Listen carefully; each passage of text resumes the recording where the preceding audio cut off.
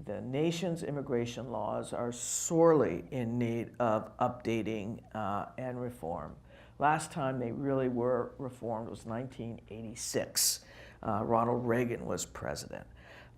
They do not match our current values. They don't match our current economic needs. And yet we are charged, I was charged as secretary with enforcing that law. One of the things we were not able to accomplish during the Obama administration is comprehensive immigration reform. But I will tell you that until we can deal with that as a country, until the Congress can deal with it, it will continue to be a toxic issue. And it will cause passions on both sides. To me, comprehensive immigration reform requires a secure border, and I think we actually have a secure border now.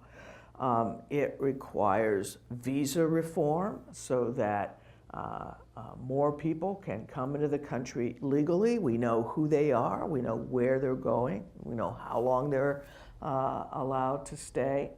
And we need to deal with those who live in the country who are undocumented.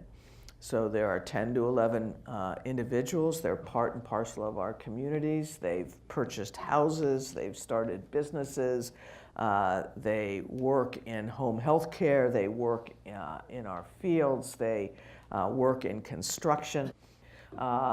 We need to have a way where they can get right with the law. One of the things we did when I was secretary was to take the young people known as dreamers, brought here as children, who've grown up in this country, oftentimes don't even speak the language of their country of origin. They've grown up here, they go to our universities. We have several thousand at the University of California. By any stretch of the imagination, these young people should not be priorities for enforcement of our nation's immigration laws. And so we started DACA, Deferred Action for Childhood Arrivals, a process by which a young person can file an application, demonstrate a clean criminal record, and be entitled to remain in this country and to get work authorization to work in this country. We started DACA from scratch. The president announced it in June of 2012. We didn't know whether we'd have 50 people register or 5,000. Today, almost 850,000 young people are protected under DACA. When the current administration announced plans to rescind DACA, to end that program, as president of the university, I took the only step available and sued the administration. So I think I'm actually the only cabinet secretary who's actually sued her successor.